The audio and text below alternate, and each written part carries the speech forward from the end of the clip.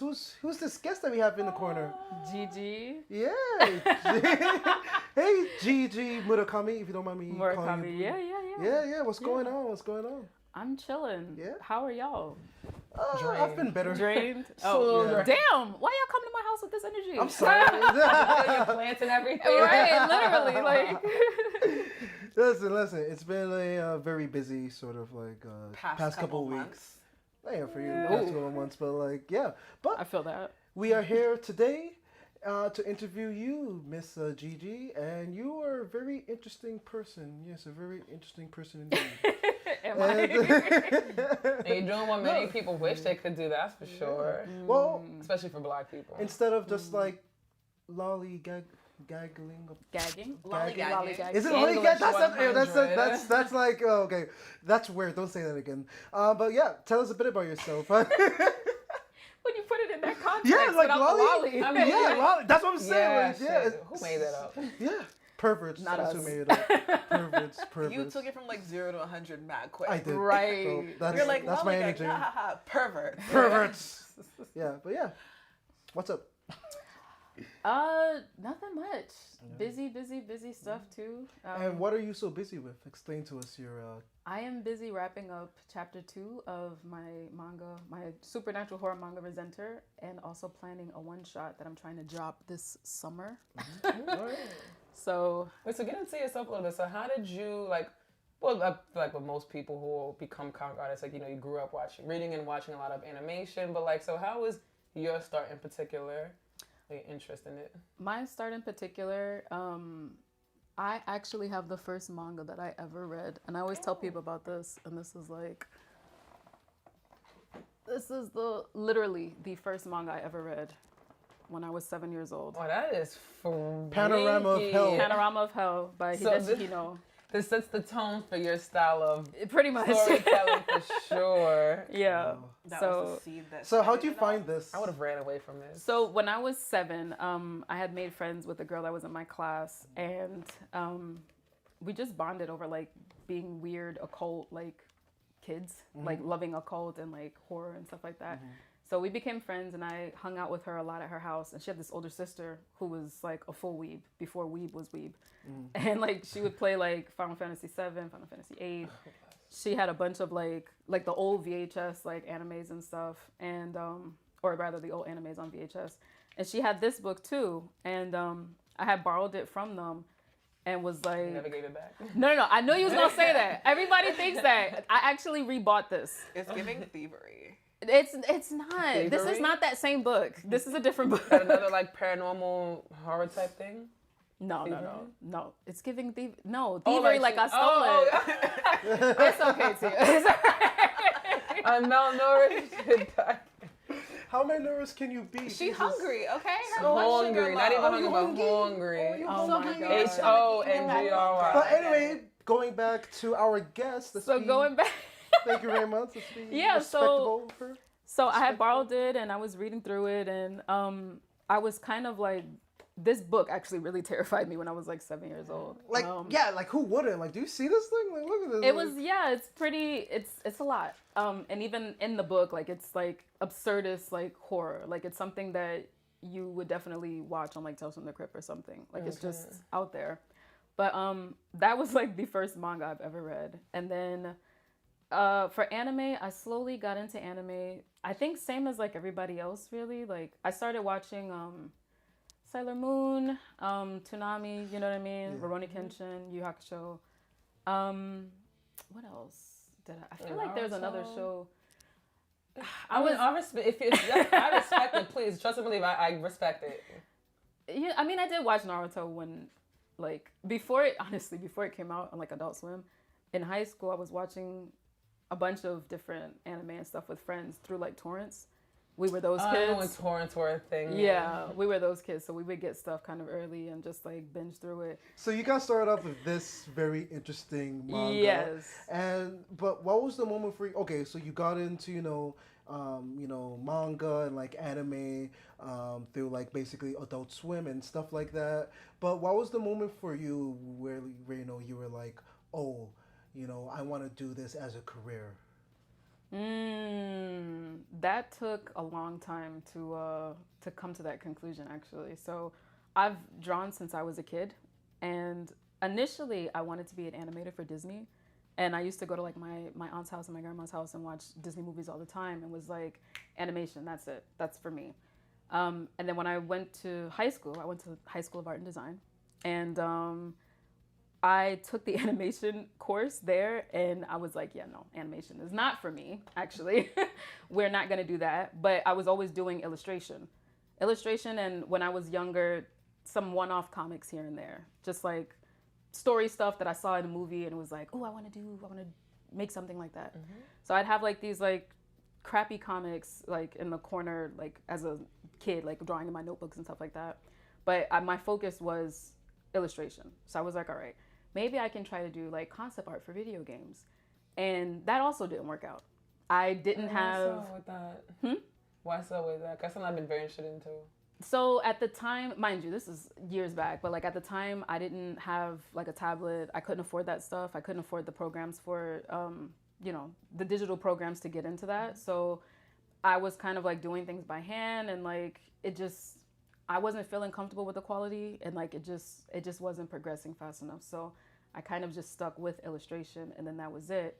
And real quick though, so would you say that if you had access to like a tablet and such, that at you that would time, kind of you would have like had a bit of a different career change? Maybe. I think I would have probably still ended up coming back to like manga and comics, but definitely I might have dabbled way more into that. Okay. So, and instead of doing like just like illustrations for clients, I'd probably maybe even work into more design work or something like that, concepts for clients as well.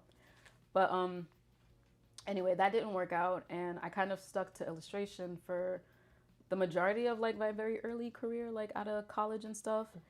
And something that I don't know if a lot of people know, I mean, if you scroll back far enough on my Instagram, you'll find it, but I didn't always draw horror, and I didn't always draw like a lot of the stuff that I draw now. I drew a lot more kind of cookie cutter stuff because I was influenced by like Ghibli. I watched a lot of Disney growing up, and like even though like I liked that wasn't like who I was. So like, like we spoke earlier about like alternative music, and like, oh, you like Deftones, and we started talking back and forth about rock music and alternative stuff, and like that was me. I was an alternative kid, so like that wasn't reflected in my art. So around 2020 I was kind of like at an impasse, and I really hated my artwork, really hated it. I was going to conventions, and like I wasn't doing the best, and I just... What do you mean, like conceptually, thematically? Aesthetically and thematically. It was hollow. I was creating work that didn't say anything. I was creating work that didn't like speak to me. It didn't speak to anybody. It was just hollow. It was like a husk, just there. Something. Well, like conversely, seeing how you've like pivoted into the horror genre. How do you feel like you're best able to express yourself through like horror as like a genre? I feel like I can be more myself with horror. And additionally with manga, I love movies. I've got like some movie posters and stuff, and your like whole cinema in here. Yeah. I love film. I love movies. I grew up watching a lot of films in the house and like with my mom, and going to the theater by myself or with my family. So I knew that while I wanted to draw, I also wanted to tell stories. So because I had that kind of cooking in the background, and I had these like crappy one-off comics as a kid, just drawing in my notebooks and stuff, it just kind of all culminated together in 2020.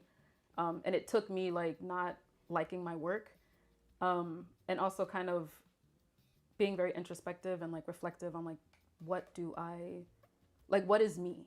Even though I like Ghibli, I like Disney, that is not me. That's not my necessarily like experience, but that is stuff that I like. But to be an artist, I think sometimes you can't just go into the things that you like. You have to go deeper than that. And like, who am I at the core? Like, who am I when people are not around? Like, what kind of stuff do I listen to that I might be embarrassed or like feel guilty to talk to about other people? Unless it's like the day ones, you know, like you have to kind of go deeper into that. And then that's when like the real like good stuff starts coming out. So that's what happened with me. And horror was that for me. I think part of the catalyst for that was that book, though.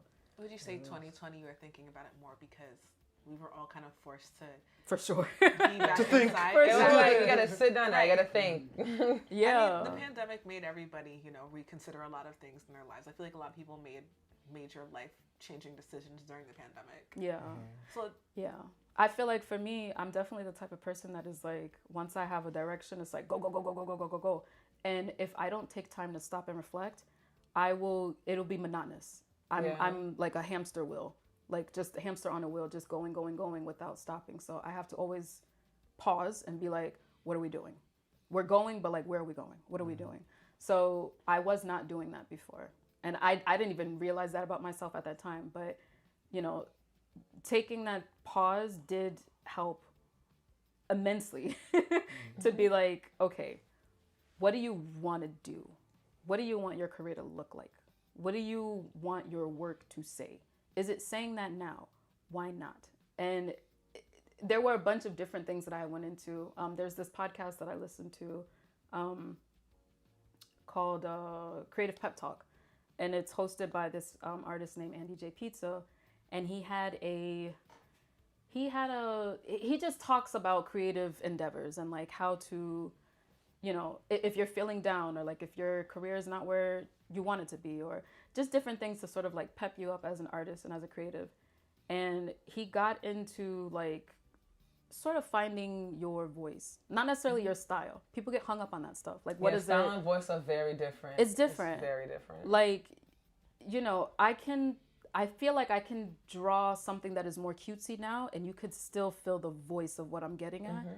Like, my style is my style. Your style is always your style, but like what you want your stuff to say and like how you want people to feel from seeing it is different.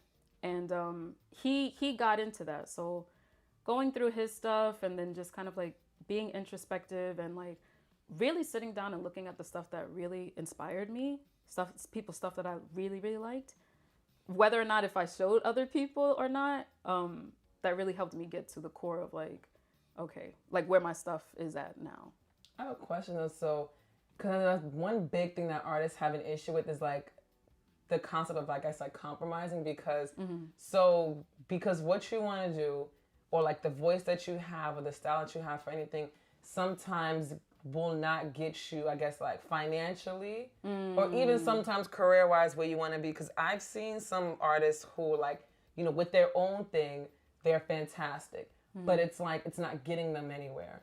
So they end up falling into that trap of like, well, you know, let's make what's popular. Like, and also extended to like them making just fan art, just generally just making fan art to get somewhere. So like, what would you say is kind of like, not what's better, but more like, do you think it's more of a, like, you should just stick with like doing your own thing and maybe like hoping that this slow process will take you to the path that will take you to like the success and the financial success that you really want? Or should you think like it's just better to just compromise if your main goal is to make a financial, like, you know, high finance with your passion?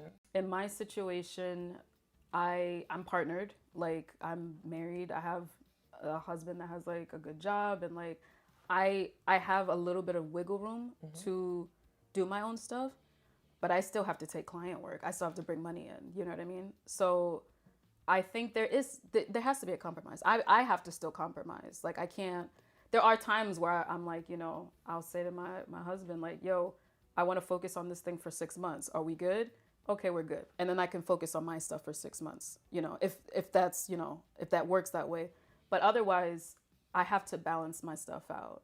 Okay. So I think, yeah, anytime we're talking about financials, there always has to be a compromise. Okay, then we also spoke about Artist Alley. So what a little bit about that? So tips and tricks for Artist Alley. What is it like as well? Just like, Artist Alley is fun. It's really fun. I will say I'm an ambivert. I don't have a problem with being like with people. I also have experience in customer service and like service work. So like anytime I can make a customer happy, I'm over the moon. I'm chatty. I like to talk and like mood. And you know, so for me, somebody like me, I really enjoy Artist Alley a lot. I like when people, you know, they get their copy of Resenter and they're flipping through it and they're like, wow, what is this about? And I'm like, I'm glad you asked. So, you know, when people are like looking through my stuff and like the excitement, wow, you never see Black horror, and like, you know, that lights me up. I like that stuff. But just even in general, just like making normal conversation with people at conventions, I like that. I think for people new to the convention space and new to Artist Alley, I would suggest starting local. I have been doing Artist Alley for almost 10 years now, and I feel like I'm only really just getting to like a cozy spot with Artist Alley. I have my setup together. I know what my setup's gonna look like. My art, like we discussed, has gotten better, and like I have a vision and a voice now for my stuff, so people can kind of connect better with it. And I have a routine. I've traveled out of New York City to like do Artist Alley, so I feel like I have a good grasp on it. For new people though, I would suggest going local. Even with me and my experience, when I first started out in like 2013, I went to one of the biggest conventions in the East, which was Otakon. And that was a foolish ass mistake. Actually, I have some friends that was going to Otakon as well. And I've never seen what it was like before. It was not smart at all. Otakon is a massive convention, and it's really that big. It's that big, and that's another thing, right?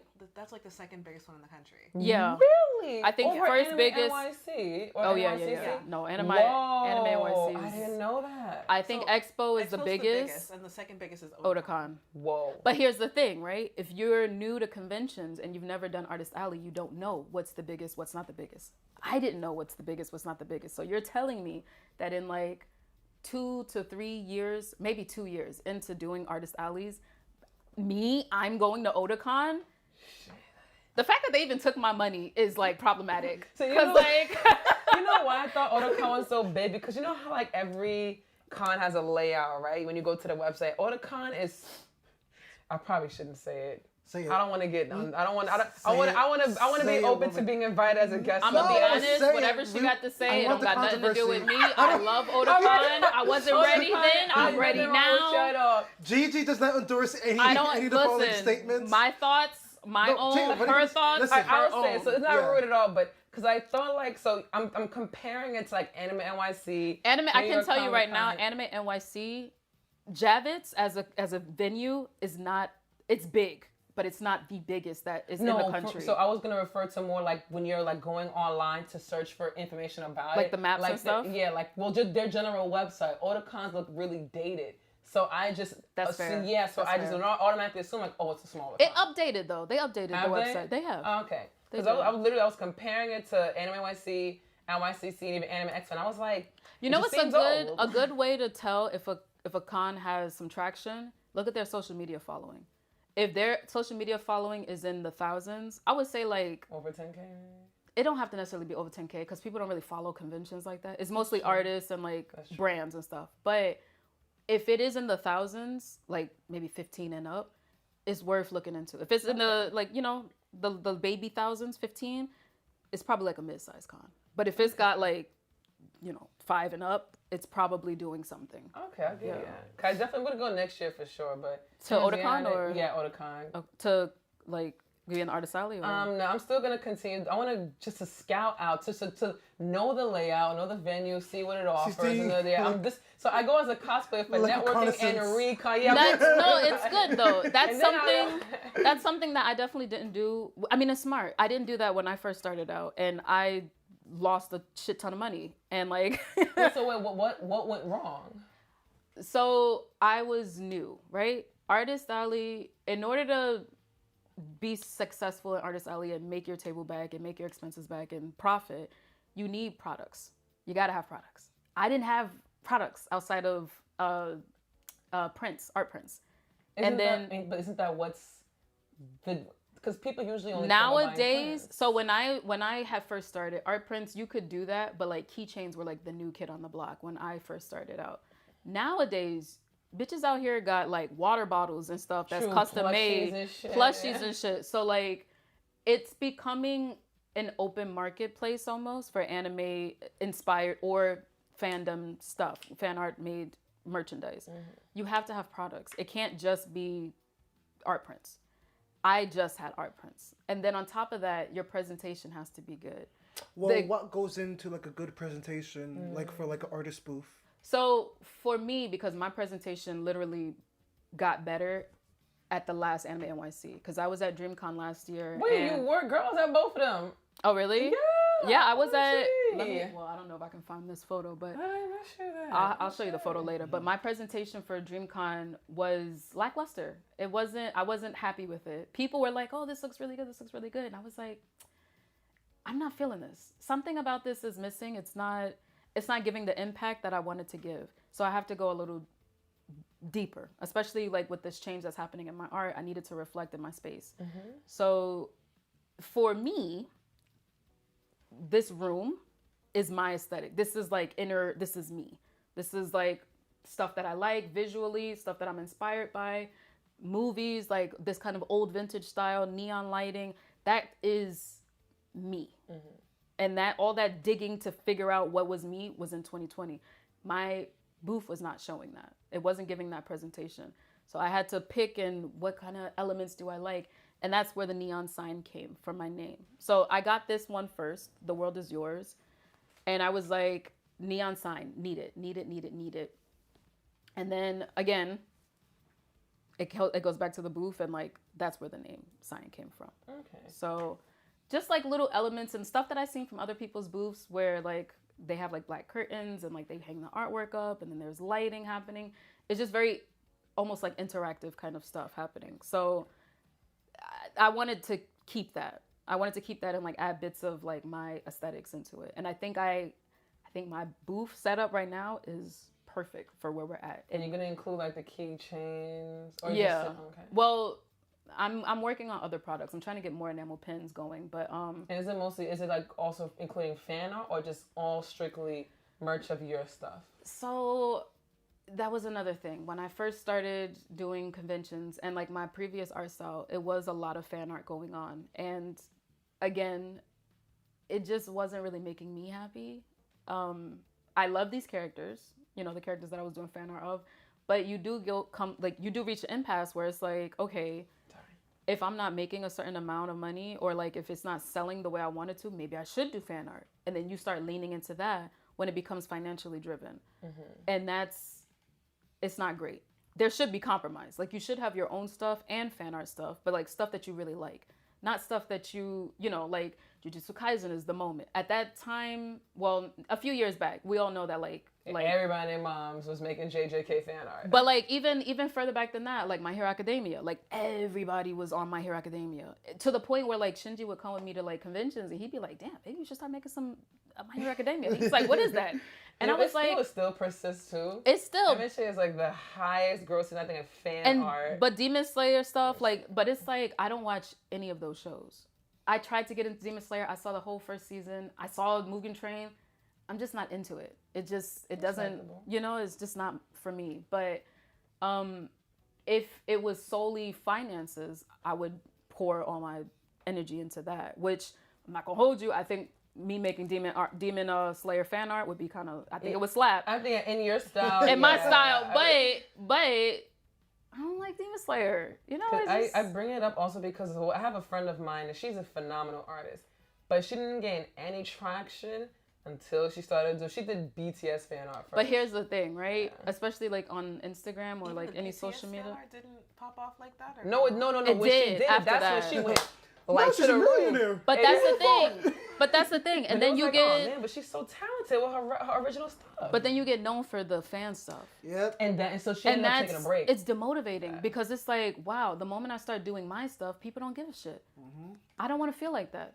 Why should that's exactly I what it would is. rather spoil people extra and do fan art and be like, I think I'm gonna just do this thing and then like maybe I'll put the original for sale or something, and then that's it. Or like maybe I'll do one print. I have one like Misogyny print from Death Note, and like she's you black. would fucking rock with Death Note fan art too. I do. I have Misogyny, and like she sells like gangbusters because people love her. Do you do more like? But it's just that one. But like people, so like if people want fan art from me, like they have to beg me because I don't want to do it. Like Kiss the pinky. because you know, the pinky. respectfully though, respectful. I heard there's like another thing too. This actually happened to me too, and I was just kind of like, what the fuck? Where it was like I used to do Bleach fan art, which is what I say. They also got known for. Oh, you the girls do the Bleach fan art. I'm like, thank you. Yes. Yeah. Who the hell wants to be? I'm like, yes, it is. Thank Who you. wants to be known as that? You know what I'm saying? But And it's then, like because I don't know how. So you're not supposed to have you don't have to have a license to sell fan art, right? But there's technically you do. technically, right? Because so I That's so, another thing. Yeah, That's another thing. that If we're is. talking about the finances, it's a double-edged sword. You make money making fan art, but You make too much. if you make too much, they shut your shit down. And that's why, like, you know, when it comes to some of the anime streetwear brand stuff, and like Well, some of what's it's not his- licensed, I'm like, ooh, What's his babe, be face? careful. No, 'cause I Like feel like he a makes lot of like oh yeah. No, I feel like half the time whenever I see like an Akatsuki like hoodie, I'm like, is this licensed? No, So- come They don't- on. The Yeah. only person that's licensed, I think, as far as I know, is Hypeline. Hypeland, yeah. And everybody else is just they're like Everybody's just somehow making boots. flying under the No, radar. what's his name? Everybody's just making boots. Until you get slapped with the Japanese cease and desist. And it's a wrap. And it's like, Who's the dude that makes the Pochama? No, Oh, Soul not King. Pochama, Soul Soul King. Soul King. King. I am wondering how like all the So Soul lawyers, King- Sonnen Jump has not I like don't gotten know on top if of his he- like case because like I don't know if he. Well, I don't know if Soul King's licensing neither, stuff. yeah. I'll be Oh, honest with that. yeah. I met him last Anime NYC. I got his shirt. We met up. It was cool. I didn't talk to him business. I was just like, oh my God, you're here. Like, I'm glad you came. Because we spoke on Twitter and I was like, are you coming? You coming? Not coming? Come to the booth. So I don't know if his stuff is licensed, but regardless, there are a lot of specifically Black owned, like, you know, streetwear brand anime stuff that's like, it's all boots, all bootleg stuff. And the designs are fire, but it really just takes one executive to be like, they're making too much fucking money. And that's what And I your don't whole business get is because, gone. like, at the con, especially big cons too, I'm like, you know, there's motherfuckers. You know the from exhibitors company is right walking- down there, right? Literally, so I'm like, how you? What really got me though was Genshin Impact, because you know Genshin Impact, same thing with MHA, huge boom in fan art, and I'm like, no one's. I'm like, how are you guys? You know, I think they're just purposely ignoring it because I think They it's do. like one of those like They do. There's you're bringing up Listen, revenue. They Wait, definitely how are is- because even in Japan, there are no like it's strict on the copyright stuff in Japan. It's a lot stricter over there than it is over here. Yeah, for sure. I mean, it's So, hard to like- enforce things like across And that international too. borders. That's also I think it that's too. part of the reason. But like, I think what would make more sense is like if there's ever a streetwear brand where like, or like a anime streetwear crossover type of brand or whatever, whoever made it and if it looks really good and it's selling Hire really 'em. well, exactly. Yeah. It would make more sense to hire them. That being said, this is purely speaking from my own experience. There's a lot of like risk aversion, What's that and mean? they don't want to take. They don't want risks. to take risks. It's a lot of risk. It's like that aversion here, and a lot too. of bureaucracy. Yeah. With Japanese companies. Yeah, yeah, yeah. So unless you're like 50 years old and mid senior level or up, you could be like, if you're like a new grad and you bring a really good idea, they'll like at best they'll be like, well, think about it. Yeah. That's But it never- surprising. Yeah. It never No, really the goes bureaucracy anywhere. out there is It's crazy. insane. You could wait months for something to pop off. Months. Mhm. Just to move information up the Right. ladder. And if- months. And if you're like, you know, younger or like you joined the company more recently, like whatever you say doesn't mean shit compared to someone who's been there for like Yeah. 10 plus years and is middle aged. And Yeah. that's funny So- because it's ironic how they like persisted thus far, like how the companies haven't just went under. So Well, it's the same people. that's running the committees. They're all. If it works, We it don't works. even need Something to like get into all Vitality, this, to be honest. Yeah. But My point really is, I feel like the more logical decision would be to like talk to these people who are on the ground, see what sells, hire them as designers, but they're not going to do that because they're just like, well, it's too risky. It's too risky because it could be like they would rather stagnate. Like when it comes to the like when there's a growth opportunity, if there's any risk at all, like, they would rather stagnate than take that opportunity. That's crazy. Yeah. And It's the opposite here. That's very anti-business because that's not what business is about. It's different. For them, they just want to be around for a long time. Yeah. That's why you'll see like things that have jumped the shark continue to be sold commercially in Japan. Yeah. I mean, what you're saying, Mason, but it's just like from a business standpoint, it's just so. It's hard to realize how they've been Japan around is a conundrum. Literally. Stagnation in their minds is better than like taking a risk and losing it all. Right. I do want to talk about risk aversion, and if I last checked, we're all black here, and you are Skin a black o'clock. man. I was like, why he look Right. That's how I Got the same rocks, bro. But yeah, so you are a black, artist, much more a black manga artist, and it's very like I want to get your like perspective from kind of like how the community has kind of like accepted you, kind of like the Black American community, how the Japanese side of things have accepted you, and just like your like experience as a black person making manga in the more like regular Japanese style, so in the more traditional style, black and white, there's no color, right, and it follows that like sort of like traditional Japanese form. So for you being black, how has that been being like a manga creator? Real quick, just to establish, so you are somebody who works with a publishing company. I'm self-published. You are self-published, okay. Mm-hmm. But you just have, I'm just for the audience, when you have connections with I do have Japanese connections publishing with, companies. Yes. Okay, there we go. Yes. There you go. So please let us know. So how do I feel about this? What's been my experience? My experience, for the most part, as a black person, has been fairly good. I think it's been pretty well received, actually. And when you say community, I'm assuming you're meaning like black community? Yeah, so there's like two aspects: the blurred community and then like everybody the else, greater, the greater anime, weebs. Yeah, the greater weebs and nerds. Our melanin deficient. Do you mean the black community or like black nerds? That's the black nerds and then these nerds. And then just like everyone I thought that you isn't meant like black people in general. Because I'm just like because once you get past like age 25, like no one's gonna fucking clown you for watching anime and being black. Like I think nobody clowns you now, but like please like.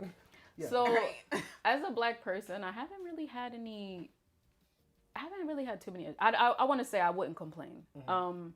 I do have networks in the manga and anime industry. I've been in rooms with these people, talking to these people, shown people my work, piqued interest. Those relationships are very good. They're maintained, they're good, and I'm being very well received. And they understand the gravity of like what somebody like me creating work is. Mm-hmm. And it's not looked down upon, it's not brushed aside, and it's not trivialized.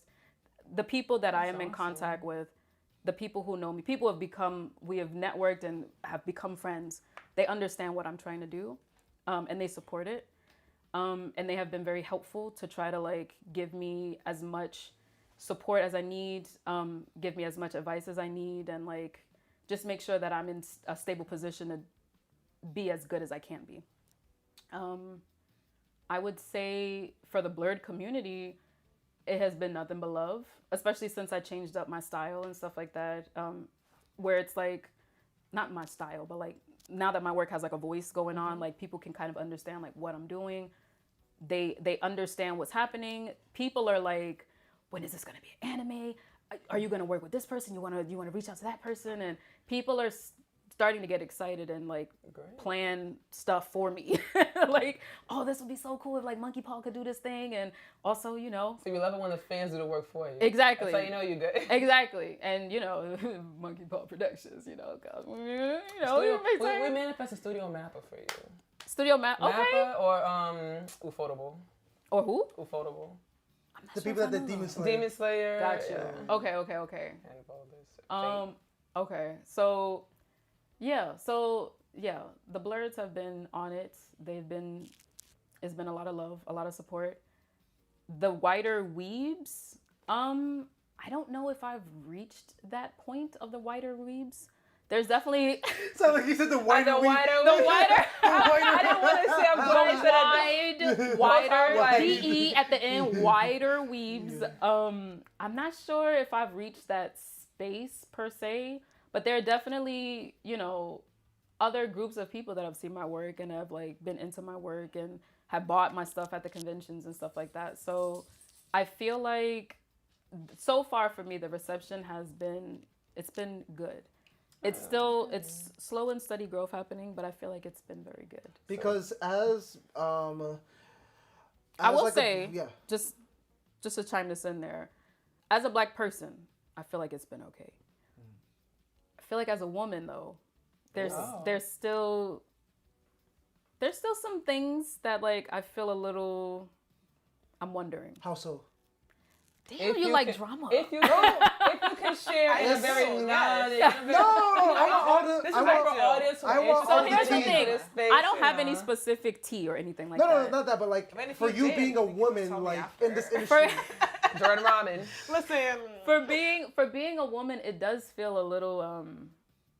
I feel like I'm looked over. And I Is don't... that by like the Japanese side of things or the blurred side of things, or in general, or the nerd side of things in general? I think the nerd side of things in general, That makes because like the Japanese stuff, like that's surprising to hear. The Japanese stuff is like that'll come. If I'm good, it'll come. You know, good is good, and they will recognize that. And like when that comes, it comes. But and like I said, on the industry side of things, it's fine, but you know, in the space, in the communal space, sometimes I feel like I'm a little looked over. A little bit. Really? Yeah. Would you say it's like overall misogyny in a nerdy space? Overall, yeah, of course. Yeah, you know, there's misogyny everywhere. Oh my God, Well, I mean, it's kind of like how in recent years, like in the past maybe 5 or so years, not like it's become more, you know, acceptable to say you like anime. It's more of like a popular thing now. Right. It's not as niche as it was like 20 years ago. Right. So like you have like all these girls talking about I love anime, and then you have like the guys, the really bitter guys, these like stank mustards. No, but like they'll be like really bitter and question, you know, how authentic of a nerd you are. But it's like, but then meanwhile they only watch shonen. Yeah.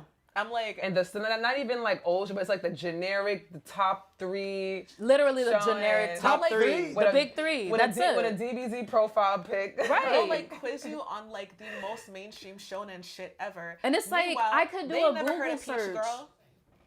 And I'm like, have you ever watched Peach Girl? Like, have you ever? Have you seen Nana? Shojo. Have you seen Skip Beat?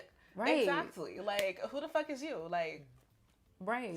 It's ironic a little bit. That was fun. Yeah. But yeah, no, and that's the thing. So like that was always the funniest part about the whole girls don't be liking anime. They just want to impress. And like, another thing that I was not 5 years old watching Sailor Moon transform for 10 minutes for your musty literally. Another about you. Too, another thing too is also like even when the stuff is female focused and it's like obviously there's a change in the art style, right?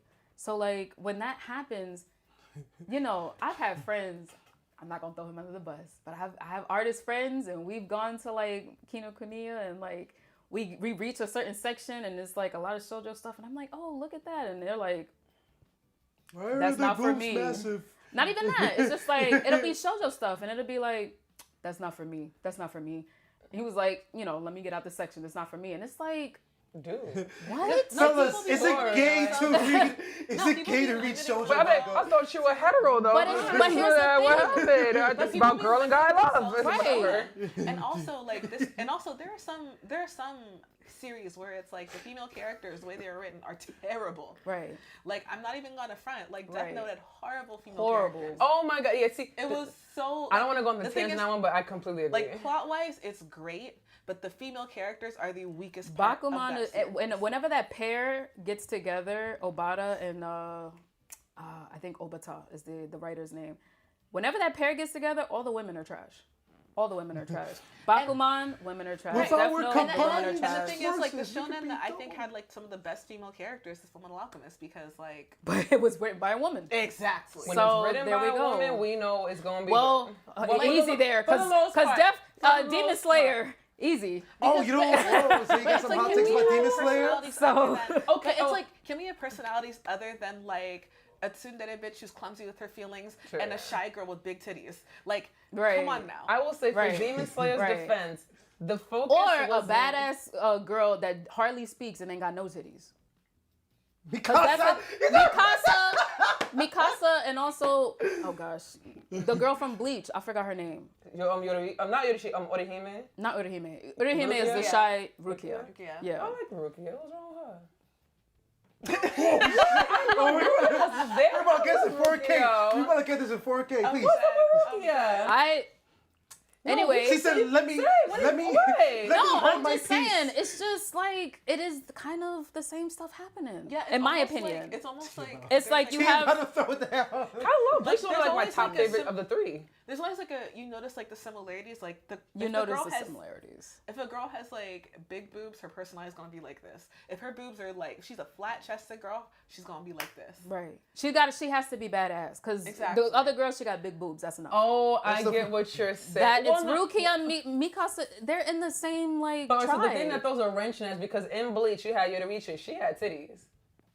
She was still a bad bitch. But she's also a type though. You have like the ultra like Right? Femme there's fatale type sort the of femme thing? fatale Okay. kind of type. there are definitely like tropes. There's that we nothing notice. wrong with tropes. There's nothing wrong with You're tropes. spotting it as it is what you're trying to get at. But like when you're only putting female characters into these tropes, and like Well, the male also- characters get into tropes too, but the writing is better. There's writing's always something better. that's Yeah, well that's for sure. I they're think more, in general, they're more like fleshed out and 3-dimensional when it's exactly. you only like the trope is the base. right. With women, it doesn't go that far. You see It's it- the base, and that's it. You see This is more why Nana well-rounded- is one of the greatest stories of all time. Of Oh, all you see time. more well-rounded female characters in shows and series that are written by women because Yeah. like if not And that's not gendered. It's not just the female characters that are that way. It's all the characters in the story. Sorry to cut you off. oh no I mean like for example right you get a backstory as to why certain male protagonists are the way they are. Right. The female protagonists you don't really always get a backstory. Fire You Force get- moment when they. oh, Fire Force is the worst fucking offender. Oh my god. Female characters, it's like you might it get still like doesn't explain, but yeah. like for example you might get her casually mentioning some traumatic shit she went through once.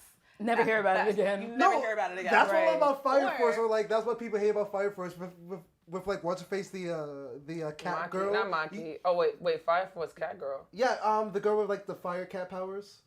Maki. Yeah, it mocks something Oh, like was that. always being naked. Yeah. The way that they explain the reason why she's constantly in these like sexualized scenes is because it's like legitimately a part of her like character arc and a part of her like power set actually. Like it is the most roundabout way to say you like listen, draw I naked just, bitches. I just want to see her half naked. Like don't make me have to explain That's myself. like no, but, that's like yeah. Sydney Sweeney in the second season of Euphoria, how she's always naked and crying in every goddamn episode. Yeah. And I'm like, Sam Levinson, what's wrong with you?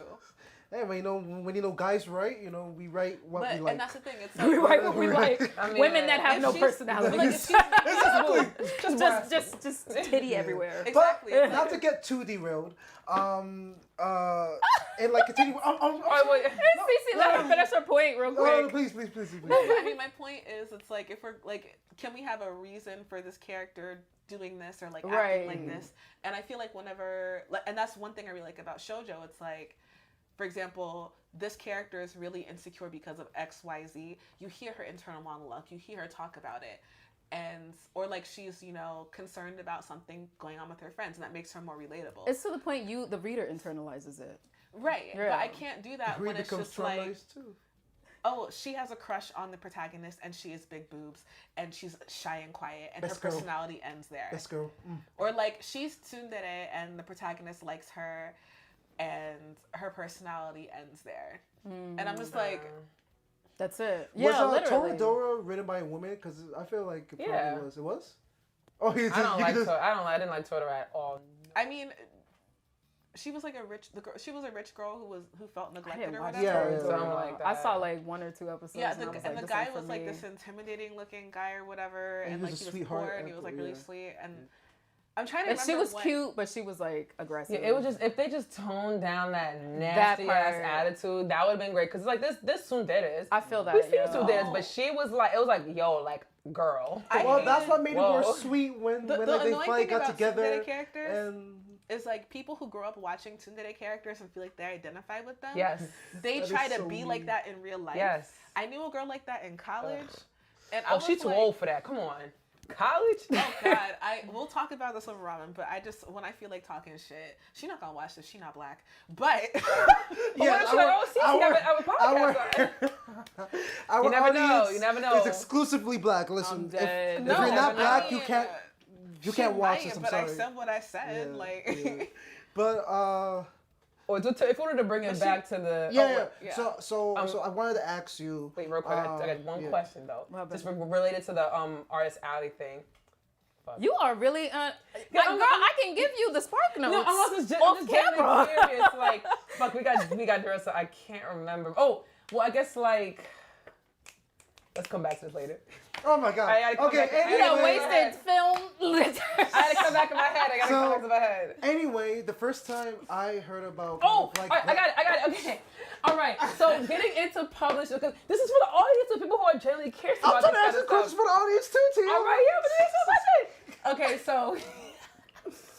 so in terms of like establishing these relations, like how did that come about? Was it at like you went to these events, you were artists and people like scouted you type thing, or did you reach out to them? Okay, so that's a good question. So it's basic, but yeah, it's good. But it's what people want to know from a person. Toast is good, but no, I mean it's a good question. It's a good question. So something that happened. I do have friends who are artists, and they are like their careers. They want to work for people. I would like to build my own stuff. Mm-hmm. So our trajectories kind of went elsewhere. So I have some people who like friends who work here, there, etc. In some situations, I was at Artist Alley and some people spotted me just looking at my stuff. So I don't necessarily want to say what company, but there was a representative from a company who is a well-known company. I was in Chicago and they saw my stuff and they were like, whoa, this is really good. And, we just started chatting and stuff like that. And they actually studied Japanese in college. So, my Japanese was much better then than it is now. But we spoke a little bit in Japanese and went back and forth. And they were like, oh, okay, cool. Like, let me give you my card. And their company was on the card. And I was like, oh, thank you. And we kept in touch and all that. Another situation where sort of I kind of got more like concrete in was 2021 when I was invited to do the Inside the Industry panel at Anime NYC. And I was there with some homies, people who I didn't know at the time, but are now homies, except for Nicholas Draper Ivy, who has been a friend of mine for a long time. And, he was like, they're looking for a Black female mangaka. Do you want to come? And that was my first ever panel. And I was like, I don't know. Should I come? And he was like, you should start before you're ready. And I was like, bet. So I went. Wow, truth bomb. Right. So I went and it was a good panel. I was nervous. It was my first panel.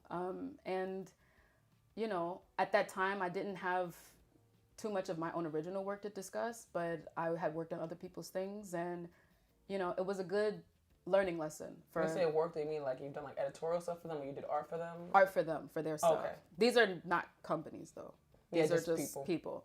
So, you know, I came in and, you know, it was a good experience, and like there was a lot of love that was there, and my panel mates is like, you know, where that networking and that like that nurturing kind of happened.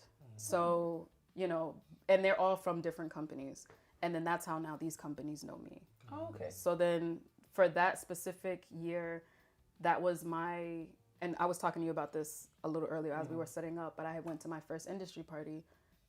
And usually at Anime NYC, they'll have like an industry party that Thursday, and then that Friday, and then the weekend is the convention. That Thursday was my first party. Went in there, was seeing all these people, and, you know, all these people working for all these different companies and stuff, and I was like, okay. Okay. So a lot of it is self-driven. Like, you'll have people who will support you to a point and be like, okay, here you are. And now you have to start doing your own thing. So a lot of the other connections that I have are through just talking to people, catching up with people, getting people's numbers, emails, checking in. Yo, are you good? How's it going?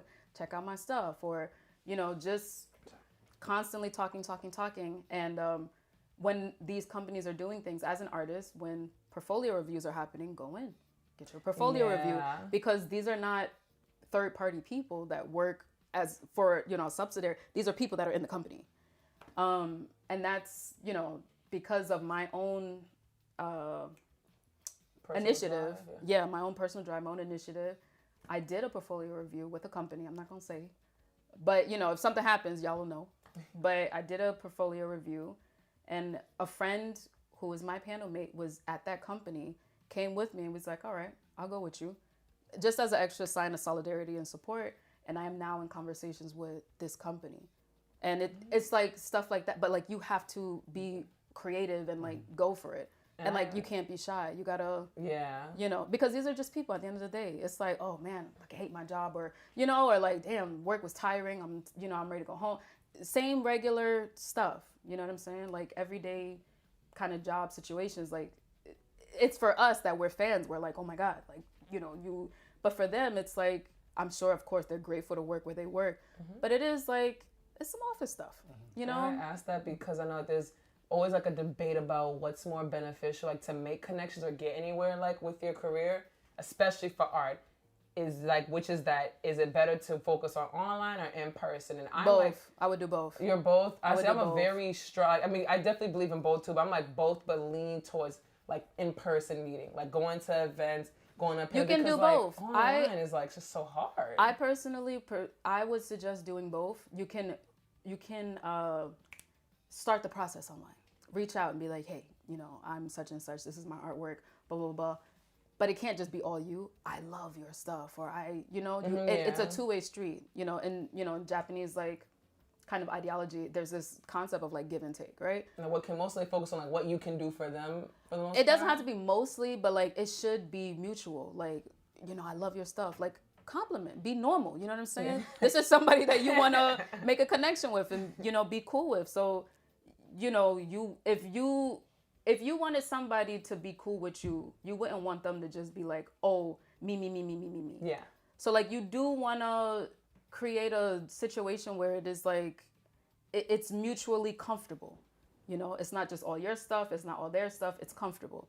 So, but definitely, you know, there's no shame in reaching out and being like, hey, you know, I like your stuff, or, you know, I'm an artist, or, you know, and just reaching out. Mm-hmm. So I would start that process online. It doesn't hurt. It's free. As opposed to in person, if you go to the conventions, you got to pay money to go out there. It's a flight. You got to stay somewhere. So, but even if you do that and just decide to go as a con goer, if the company is having an event, speaking specifically as an artist, it's a portfolio review or whatever, go to the portfolio review, see what they're doing. And sometimes it's hard because like not all the companies have people's names listed out. I have a little bit of an advantage because I'm at the parties. Mm-hmm. And then that's when all the smaller people in the company, or not even smaller, but the people of the company now have a face. The company has a face, multiple faces that I can go back and forth with. And if I don't know something, like who's this person, who's that person, blah, blah, I have those deeper connects in my panel mates that'll be like, oh, I know that person, you know, and then it starts from there.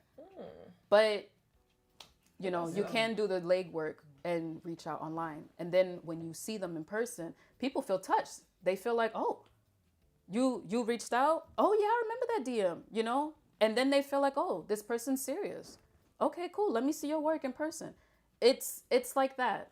It's like reaching that. out ahead of time, just, you know. Just to set the root. Like, put the seed in and, like, watch it grow. And then continue to keep up. Don't be like, oh, this is my stuff. And then you meet up in person and things go well. And then radio silence. Yeah. You know, you gotta maintain. And it's a lot.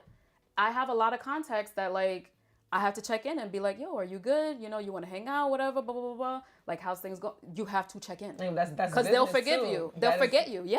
Persona taught me how to better manage my time. I'm dead. Basically, that's like the whole, like, you know, friendship system, right? Make sure that you're always like hanging out with your confidants, so that you can like actually get the rewards later on. Life is just Persona when you think about it, really. I mean, For sure. Yeah. I keep messing with this mic. I'm so sorry. No, bro. My sound is going to be terrible. It is my job to fix it, so.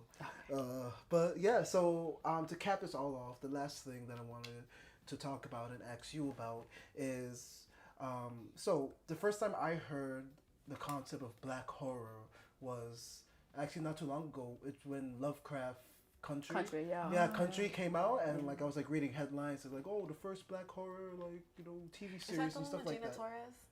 No, it's the one with the guy that's currently getting canceled, Jonathan Majors and Journey Smollett. Yeah, and seeing that, you know, you're making a manga in the horror genre with like black characters.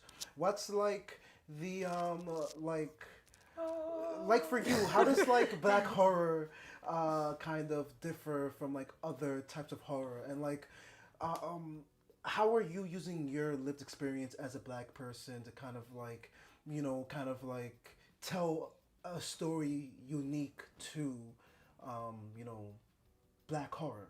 The difference for me for writing black horror, as opposed to like just horror, sorry, my dog.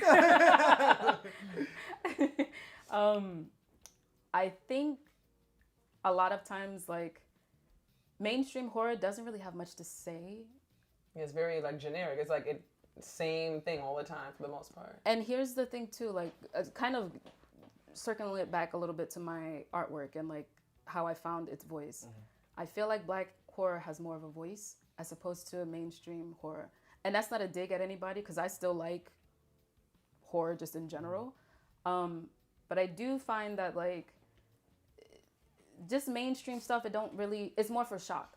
Like, what would you do in this situation? Which is fine, because I love that stuff too. And it gets you thinking like, wow, what would I do in this situation? And that's also what horror is meant to do. It's meant to provoke you and get you to like think like critically about like, dang, what would I do? Or like, what would happen if something like that went down? I think where black horror kind of like pushes that extra step though, is that it does have something extra to say. It's like, what would you do in that situation, but you were black? Which I mean, like, there's an allegory.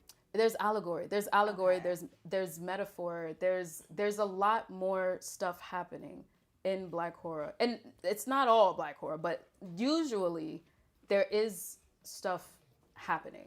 Well, that makes sense, because like for example, the garden party scene was literally like a slave auction. To a slave auction, yeah, right? But like, you wouldn't know that unless you were black. Or right. Like, unless you had like a very, or the virtue signaling about Obama from the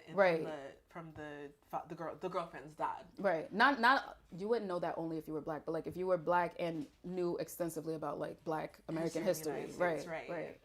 So you try to incorporate that specifically, like American history, into your And when work? she was eating the cereal and the milk separately. Oh, that's a whole different. And I was like, that's a scary. I don't know. Oh God, it's that's the horror for horror's sake. But so the distinction for me is that, and this is not exclusive to black horror, but I do feel that whenever black horror is involved, like whenever something is black horror, there's usually something extra to say. Like Hereditary is one of my most favorite horror movies, and it's directed by Ari Aster, who is not a black person, but the experiences were coming from his from what I've read, his personal familial experiences, and that struck a chord with me because I felt very similarly to what was going on in the movie, but it was framed through horror, so it was different. But that's not everyday horror films. Like whenever there's like an all-white cast, or like it's not thought of as like, it's not a black film or black horror movie. That's not the regular. That's not typical. For me, for Resenter, Resenter specifically, and mind you, I don't want to necessarily have to get too deep all the time. Sometimes I just want to have fun, regular stuff.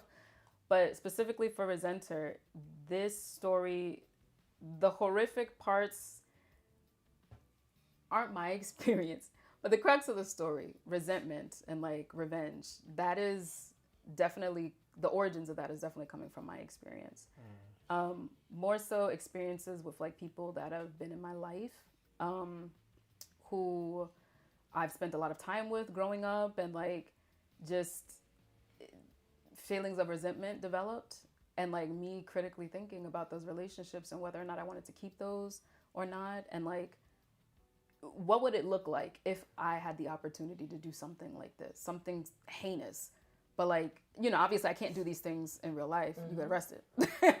But like just thinking, like just the wheels are turning, like this horrific thing, like what you know, what would I do if I had the opportunity to do this thing? Or like if this thing happened to me, if I was murdered by somebody, like would I hold this grudge? Would I like, you know, what would I do in this sort of situation with the, you know, same like in the story where if you're murdered, you see a Ripper who was like, the story's Grim Reaper or whatever, and the Rippers offer you choices of like, do you want me to get vengeance for you? Are you good? You want to move on? Or do you want to basically do my job as well and, you know, assist me with this? And it's like, what would I do? I've had, not grudges, but I've had resentments in my life where I felt very strongly, and it's like, damn, you really ain't shit. And like really bad feelings of resentment, but like in trying to deal with those in a way that's not harmful, in a way that's like helpful, and like ask questions more than just like make assumptions, or just sit on those and have that in the back of my head constantly moving. So that's where Resenter comes from my own personal feelings of resentment. And the situation is different. How things happen in the story is different. But the spark of the idea is definitely coming from my own personal experience. Damn, that was deep. I like that. I told you it I was like that deep deep. shit. Black horror gets deep. Yeah. I'm not trying to make every story I do like that, because it does. At the beginning of this story, creating this story, it was a lot. It was like emotionally. About to say, emotions can be very taxing. Yeah, it was. Digging into yourself. Right, and I had to look very critically at those relationships, and I had to make my own decisions about those. But like it was all coming to a head because I'm building a character who is having those emotions at the same strength at the beginning of the story. So like it can be a lot. It can be a lot. So Oh yeah, I like the sound of that. Yeah. Well, Gigi, thank you so much for, I mean, first of all, bringing us into your, you know, inner sanctum. Yes. One, and two, just like talking about your experiences, doing, you know, something that's like super unique. And yeah, thank you so much for like coming through. Any last remarks? thank you for coming. And for coming to travel. Yeah. No, oh yeah. Today. Oh, crazy, yes, I crazy. appreciate it. Okay, let's not get back on that. But I do appreciate you coming. Yeah, thank you. MTV Thank better you. not raise their prices anymore, because after that, absolutely This not. is why you should. Not on Jump the camera, turnstile. Tia. Come Jump the on. turnstile. No, I'm listen. just joking. Listen, it is morally responsible to jump the turnstile at every single moment. Reparations. That's crazy, bro. Not that far, but yeah. Stop. Our non-black fans are gonna think that you're not joking. Right. Hey, so and? I might be happy today. But thank you for watching this episode of the Black Japan Podcast. See you in the next one.